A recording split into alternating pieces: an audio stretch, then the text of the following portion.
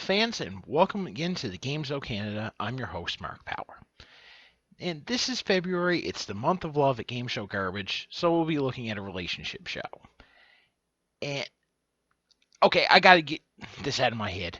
Valentine's Day, my opinion, total farce. It's just an excuse for the greeting card companies, the florists, the chocolate makers, the stuffed animal companies to sell you a bunch of overpriced shit that you don't need. Let me tell you what Valentine's came from. It's just like in Father of the Bride when Steve Martin's character talked about the hot dogs coming in 8-packs and the buns coming in 12-packs.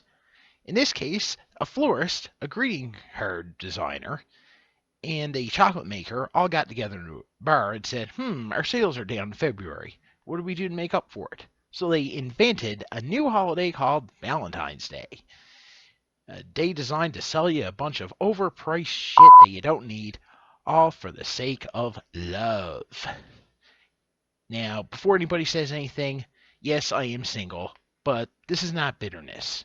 This is just simply my thoughts on the holiday, because even if I was in a relationship, I would never bring my girlfriend anything on Valentine's Day, because I just don't believe in making an arbitrary day to show someone you love them. I think it would be better off to just do it any random day of the year. Surprise your wife. Come home with a bouquet of flowers. Hi, honey. Just because I love you. It would be so much more romantic. Okay, sermon over. Here's Love Handles. Welcome to the relationship game of the 90s. It's Love Handles. It's the game where you prove what kind of handle you have on your love. Now here is the host and star of Love Handles, Mr. Love to You and Me, Stu Jeffries. Thank you very much, David Kay, and welcome everybody to Love Handles. Great to have you with us today. Contestants, great to have you along too. Love Handles was a relationship game show that lasted 2 seasons on the global networks. The host is Vancouver-based radio personality Stu Jeffries. Stu does a great job with the show, and it's a shame it's his only game show. He really should have gotten more work. Also along for the ride is announcer David Kay, a local radio DJ, and his voice is somewhat cheesy, but it's good cheese. It's the kind of voice you want for a game show announcer. Now the game. 3 couples play, and props to the clever bastard who came up with the idea of seating them on love seats. And it's Newlywed Game clone number 26754. With one partner answering questions, the other player goes off stage into isolation. But unlike the Newlywed Game, it's not necessarily all the wives or husbands that go away. Also, the question format is somewhat reminiscent of Press Your Luck. Stu asks the question, the first player to buzz in answers first, then each of the other players answer. After 3 questions, the partners are brought back on stage and try to match answers. Each match is worth 5 points. If a couple is the first to buzz in, though, they also receive a 7-point bonus. Round 2 is played the same, with the partners swapping positions and each match being worth 10 points, plus a 7-point bonus if they were the first to buzz in. The Newlywed Game rip-off, it's a format that works. And the buzzing gimmick speeds up play a bit, so that's fine. But in round 3, the game throws us a 95-mile-per-hour curveball. This round features a word association game.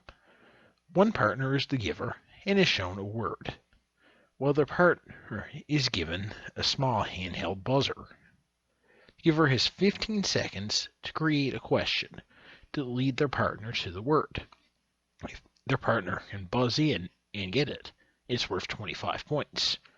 The catch is one member of each of the other couples is eligible to steal by simply shouting "steal" before the buzzers hit. If they do steal, it's worth 15 points for them. So couples are encouraged to personalize the questions to make it more difficult for a steal. It just feels so out of place on this show, and it's forced when they try to encourage people to personalize the questions. And why did they have to use that cheap little buzzer? They didn't even need it. They could have easily used the answer podium. That would look so much better to have the clue givers line up next to Stu and and just make it a race to be the first to buzz in. But I guess it makes too much sense. That's the problem. Once everyone has had a chance to give, the game is over, and the highest scoring couple wins and receives a mini vacation. If any couple manages to get a perfect score, that being every match, every buzz-in, both words, and all four steals, they win a savings bond, which is worth $100,000 at maturity. It's not explained on the show how long the terms are, but I would imagine they have to wait quite a while. Needless to say, that savings bond is just about impossible to win, and no one ever did over the 2-year run. It's so impossible, in fact, Stu seldom even mentions it, and late in the run it was just quietly dropped. I guess there's an attempt by the production company to try and bolster the budget, but it breaks one of the 10 commandments of game show production. Don't advertise a top prize if it's pretty much impossible to win. Bottom line, it's a Newlywed Game knockoff. It's a format that works, and they do throw some twists into the format that help it stand out a bit. The host-announcer tandem is great, so why didn't the show last longer? One theory of mine is this. Love Handles was one of the first game shows to allow same-sex couples to compete. Nothing wrong with that. In fact, I'm all for it. But it was the late 90s, and this was still a controversial topic, and the inclusion of same-sex couples got mixed reactions. The show got deserved praise from some, but backlash from others, including outcries for the show to be canceled. Just for the record, I have nothing against the LGBT community, but maybe the world in general just wasn't ready to fully embrace equality based on one's sexuality. There's some more tolerance these days, but we still have a long way to go. I hope I'm wrong about my theory, but I worry that might be why.